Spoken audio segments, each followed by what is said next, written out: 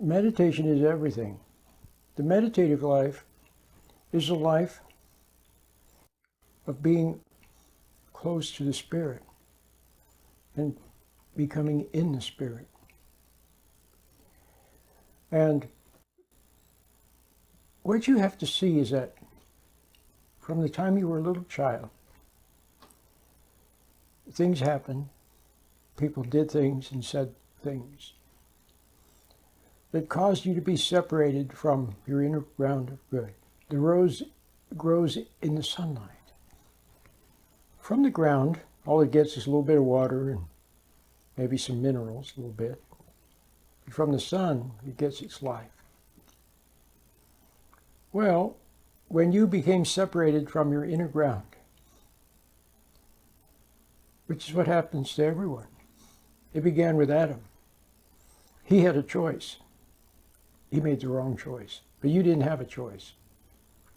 So you don't have to feel guilty about it. Just see it's the case that you became separated from your inner ground and from the identity, the life, the motivation, the support, the reassurance, the growth that would come from that, just as the rose becomes a rose in sunlight. But when you became separated, then you took on the identity from the world. You took your identity from the outside. You began to identify with rock stars and rap stars and heroes and sports stars and movie stars and television icons and some older kid that you thought was really cool and all that kind of stuff. You see, you were looking for an identity. Maybe you identified with your parents, but chances are you resented your parents. But you took their identity anyway. So what you did is you took little bits and pieces of your parents' identity and other identities.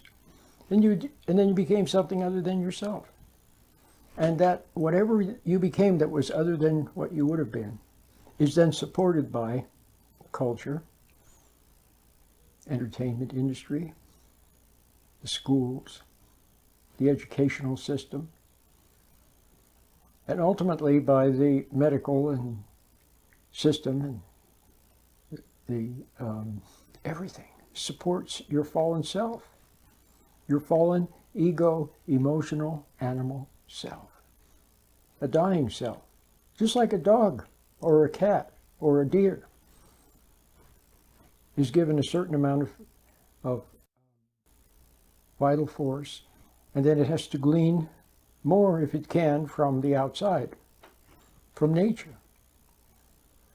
And so when you were young, you gleaned energy from the outside, but then the tables were turned and pretty soon everything started to drain you. Have you noticed? See? So it becomes an exchange process between you and your environment, which consists mainly of people. All of this was happening. You knew something was not quite right. So what did you do? You escaped into a lot of things. But chief among the things that you escaped into, if you're like most people, was your imagination. And you spent most of the rest of your life there, hiding, fantasizing, daydreaming, worrying, planning, scheming, reliving the past, all of that. So you were lost in thoughts and imagination, which was a way of hiding from reality, the reality of what you were becoming, the reality of the horrors all around you. So, how do you go through the world without being of the world? The answer is very simple. You must learn to not react. To not see, that's the connection, your reaction. Let me see if I can explain it. If you see someone cruel, pretending to be cruel on a movie, it doesn't bother you. It shouldn't bother you, although you probably do. You may react emotionally to it, but you can see how you could just watch it and not react. Or if two people down the street are having a big argument, you don't react. Okay? But if someone says something to you, say negative, then you react. See how your ego gets involved? React with anger, judgment, resentment. See what I mean? So you have to learn not to react. You have to learn not to take your identity from that and not receive support from that. See? As soon as you resent someone, as soon as you judge them, see their temptation, their wrong, their error, which they may not know what they're doing. See, they may not realize that they're tempting you, but when you judge them, although sometimes you even judge people harsh, you even judge people unfairly. You think they're being cruel when they're not, or you think they're wrong when they're not. Have you ever noticed that you do that sometimes? Sure. So how about you? How about when someone judges you wrongly? How do you feel? See, well, you've done the same to other people. But the point is, you have to just go through the world without reacting emotionally. Okay? So how do you do that? Well, first of all, you have to see that your emotions are not your friend. Your emotions keep you tied to the world and keep you drained and keep you lost in the imagination. You can't find a God in the imagination. Keep you lost in your sensations, your ego, animal, sensual existence. And so you have to somehow find a way to rise above it. So you can go through the world without taking in the world. Let's put it that way. So it passes by you without bothering you. So how do you do that? Well, that's what the meditation is for. See, that's what the meditation is for. The proper meditation. Not an improper meditation. And not just a meditation that says it'll make you feel better or feel nicer or feel calmer or something. Although it will do that. Just, it's a meditation because you want to know the truth. You're sick and tired of being sick and tired. You're sick and tired of being secretly hateful toward others. You see the harm that it does to them. You see your own self, see, becoming petty, becoming crass, becoming unloving, and not spontaneous like you once were when you were a little child. You see that happening, you don't like it. You don't want to be that way.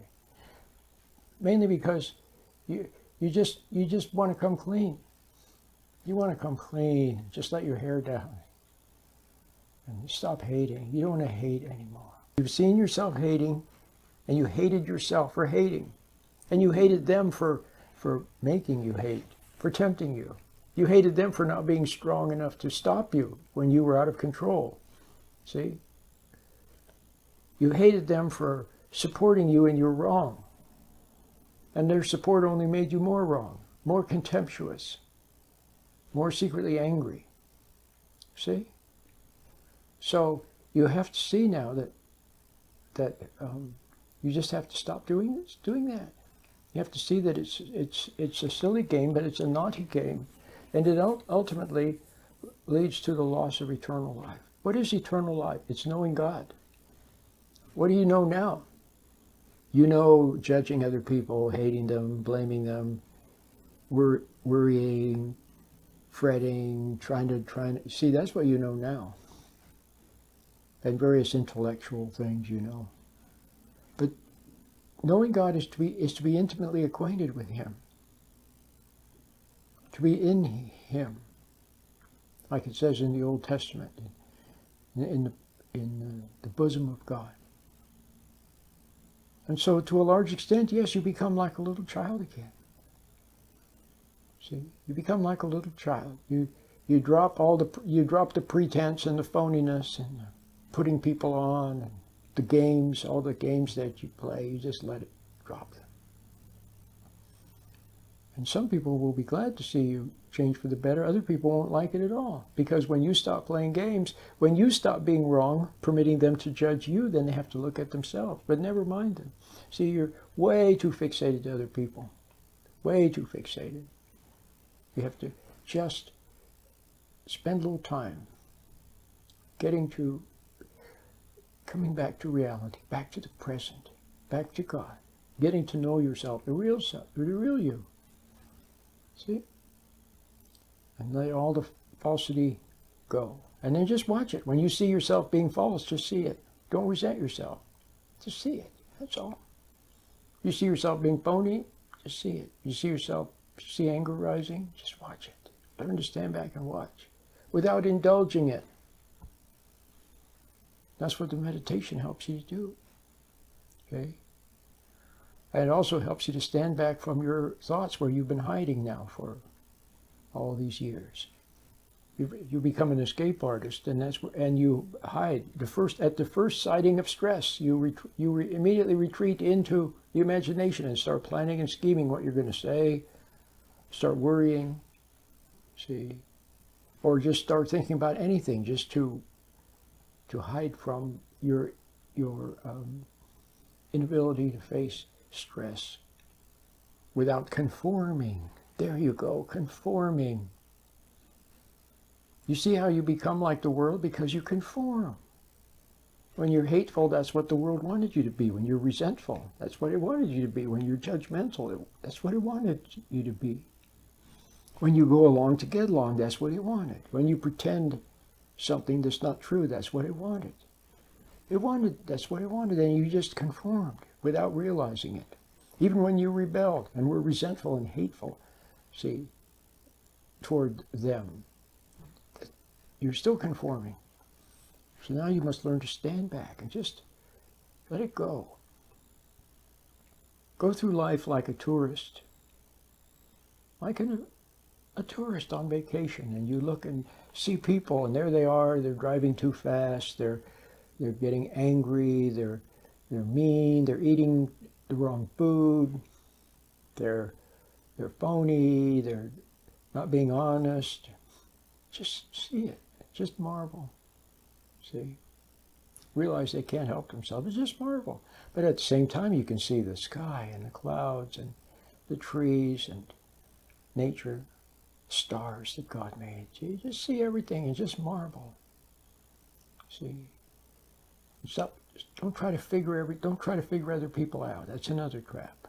And don't try to help people. There's little you can do for them. See? On the one hand, you mustn't judge them. God said, vengeance is mine. You could also say that God said, judgment is mine. Judgment is mine. Okay? Doesn't that relieve a burden from you when you know that God judges and his judgments are true? That's his right. He's like the king of the universe, and he judges. But his judgments are true, not like yours. See? But he also has forgiveness and mercy and kindness and so forth. And the other thing is you can't forgive other people. God forgives. You can let go of your grudge. Let go of your resentment against them. Just let it go. Just see that people can't help themselves. The last thing Christ said, he said, Father, forgive them. They know not what they do. People do not know what they're doing. They really don't. Just forgive. Let it go. See, you can't forgive them. You can't make them. You can't make them good. You can't save them. There's very little you can do for others. Very little. I'm not saying you can't do anything for others, but in the important things in life, there's very little you can do. So don't hate them on the one hand. Don't play God by trying to forgive them on the other hand. Just let it go and go about your business and be an observer of life. Okay? And use the meditation. It's not going to work if you just give it a little try and say, well, it doesn't work. Or you just try it once or twice and then put it away. See? No, you have to be consistent because it's a way of life. It's a meditative way of life. Growing in God's grace. Getting to know him. Because he makes it possible. See, even that you can't do. You can't save yourself. You can't make anything happen. Just see that you can't make anything happen. And don't resent it. Okay? And the meditation is very simple. I have a free version, which is like 7 minutes long, I think. You can find it at the website. Then I also have a three-part meditation. that is one I made many years ago, and it's quite good. It has a lot of explanation in it. It's good. And I'm asking $10 donation, a suggested donation, $10. And you get 2 ebooks and a pamphlet and a booklet with it. But you get two ebooks, and they're very good. But I'm not trying to sell you that the one that I ask a $10 donation. I'm telling you that it's very nice. And you get a lot. I'm also telling you just get the free one. Okay? Get the free one and use it. Download it. Put it on your phone. Put it on your computer. Put it on your MP3 player. Put it anywhere. Just put it have it and use it. Listen to it. It helps. You listen with my voice. That'll help you to get into it. And then do it religiously, I was going to say. See, religiously. Most people hate religiously and resent religiously and eat too much and drink too much religiously and jump to conclusions religiously. One guy said, they asked one guy, how you doing exercise? He said, I'm getting a lot of exercise lately. Running down my friends, jumping to conclusions, sidestepping responsibility, and pushing my luck. Okay? So people do those things religiously. So how about instead of doing those things religiously, how about doing the meditation religiously? In other words, do it, morning, noon, and evening. And then it becomes a way of life. See?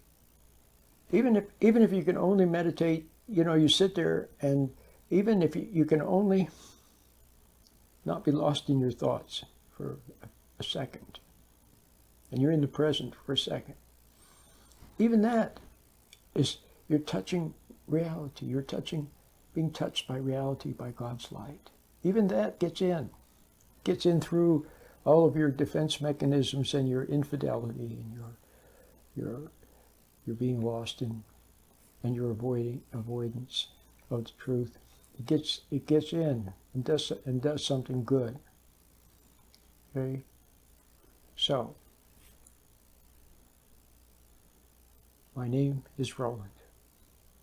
Hope you enjoyed this little video about a little explanation about why you need to meditate.